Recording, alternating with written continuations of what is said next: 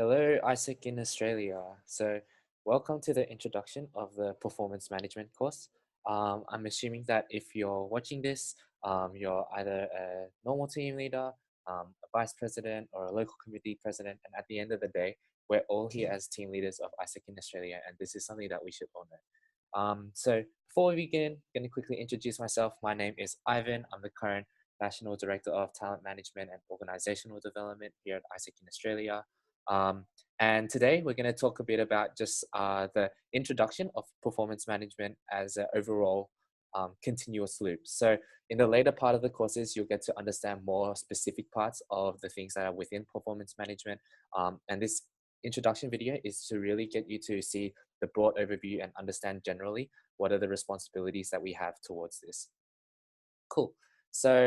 I guess let's start with the why. The objective of performance management. And when we think about this, the idea is not that we want to know exactly what every single member in the organization is doing. We don't want to know, feel like we're constantly looking at our members and like, why aren't you doing this? Why aren't we achieving our goals?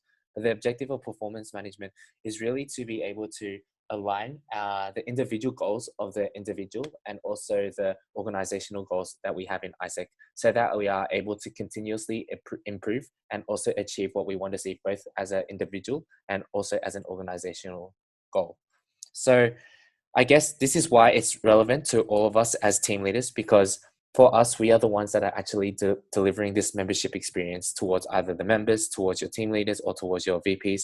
So this is how we should actually be able to understand what are the things that they're going to gain out of this organization and what are the things that the organization is able to also achieve. And at the same time, we're able to look at how do we actually continuously improve? How do we actually bridge these gaps in performance as well?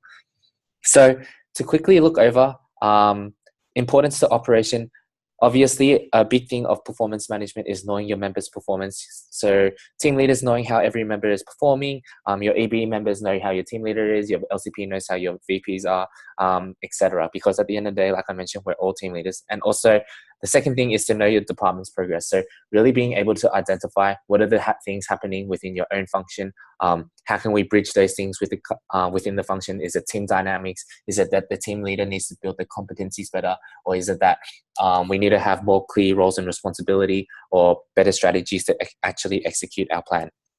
So this is the broad why of why we have performance management to begin with. And as I mentioned, the objective at the end of the day is to continuously improve both the individual and organizational, in actually achieving the goals that we set. So how do we actually do performance management?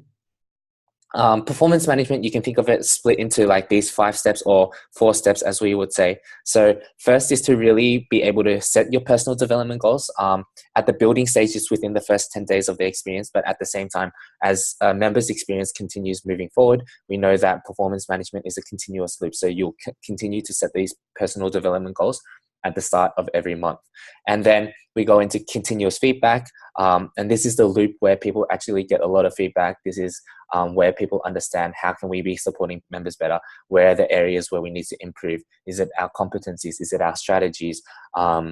Is it our execution? So we have different channels for this, such as our one-to-ones, team feedback, team meetings, your monthly reviews, and so on. And the third thing, or third and fourth thing together, is at the end of the month, you'll have a performance review and you'll set your new personal development goals. Understanding what are the things that we achieved this month, why were they achieved in such a way, and being able to bridge those gaps to move forward into the future months as well. And at the end, either at the end of the month or the start of the month, your VPTM is responsible for collating all that data and actually being able to translate that data into a debrief for either your management board if you have team leaders in your LC, or just your EBM if you don't have team leaders in your LC. So let's quickly go through it. What it will look like in a continuous cycle is that in your first month, you'll have your building stage, because that's when members enter. You'll have your goal setting within the first 10 days. And as you can see, you'll have your one-to-ones in the middle of the month, and you'll also have team meetings throughout the month. And then at the end of the month, you can see that there's the performance review. And during this performance review is also when you should be setting new goals for the next month. So you can see in the second month, as time goes on, you'll have these regular meetings, goal setting, your team meetings, your one-to-ones, and then you'll have your performance review. Just a quick note to make sure that this end of the month performance review that you can see at the 31st in this case is actually the same as actually setting the goals, because as you move into the month, you want to have your performance review and set new personal development goals as well. Cool. So this is what it looks like on a broad cycle. Remember, there are 4 things. Monthly review does include the performance review as well as your EBM and MBM debrief, because it's all part of the review. So you go first, your personal development plan, then we have continuous feedback throughout the month, and then at the end of the month, we have our monthly reviews. So not going to go into too much detail, because in the later part of the courses, we're going to have people talking very specifically about each of these things. So personal development goals, why they're important to our performance management is because it aligns our individual goals and our organizational goals by actually having the competence development plan. What are the skills that the members want to learn and actually need to learn within this role? And how will this actually help them hit their functional goals as well? So personal development plans helps us to do that by ensuring that there are competence development goals and also personal functional goals. And as I mentioned, in the later part of the courses, there's much more of a holistic approach to personal development plans. So the next part is the continuous feedback, ensuring that we have constant checking with our members. We have our one-to-one channels, we have our team meeting channels, we have our monthly review channels, so that we're not just waiting towards the end of the month to actually see what's going on, but we're constantly trying to improve and make sure that we're using a proactive approach in actually being able to achieve our goals. So that's continuous feedback, includes a lot of different channels. It'll also be part of the later part of the course. And making sure that at the last part is our performance review. So performance review is really important to actually understand where our membership is at. What is each of our individual members? Are they actually hitting their goals? Are they not hitting their goals? Why not? And this is the part where we actually start to understand. So as you can see, performance review should be had with their direct team leaders. And at the same time, as I mentioned, you should be setting your personal development goals for the next month, and then the EBM or MBM debrief at the end, which TM hosts. So not going to go into too much of it. As you can see that like probation and dismissal is also part of it if a member continually underperforms and such like that. So the last part of it is MBM, EBM debrief. Why this is important is so that you can collate the data and draw inferences. There's no point in us knowing what each of our individual members' goals are like, what each of our department goals are like, are they being achieved or not, if we actually can't draw inferences of them and work out a way forward to actually bridge this performance gap. So that's the MBM and EBM debrief. From this, you can see that there are templates that are given, and at the later stages, it will also be part of the course as well. So quickly, like what needs to happen, obviously personal development goals as we talked about, and to make sure that the whole performance management checklist that you guys understand what actually needs to happen is that first, we set personal development goals with each of our members as a team leader. There is a continuous feedback system within your LC. You have a performance review and you set those new personal development goals for the upcoming month, and that at the end of the month or start of the month, you have your EBM or MBM debrief.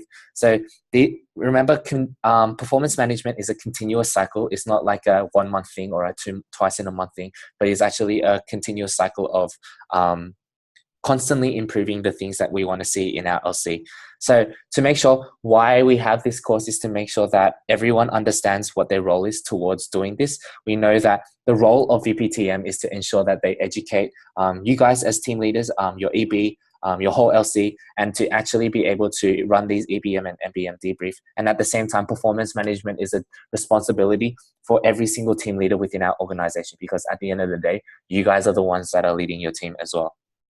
And why this is so important, why we have this course out right now, is obviously in ISEC in Australia, we have our wildly important goal, our week number 2, which is 70% of our members achieving 100% of our goals. And how does performance management actually help us achieve that? Is that it provides us the structure to be able to identify each of our individual members' achievement of their own goals. And then it helps us to actually identify areas of gaps where we can actually help the member either with like their competency, either with like team dynamics, either with like team leader competency. We can start to understand where are the things that we need to improve to actually be able to achieve more of our goals into later months. So super excited to be releasing this performance management course. Through the rest of the course, I hope that as a team leader, you're able to learn what are the things that you actually need to do, and how will this actually improve the performance within your LC. So that's it from me. The rest of the videos you'll be hearing from our lovely talent management EST. So hope you guys enjoyed, hope you learn a lot and start to implement this within your own LC.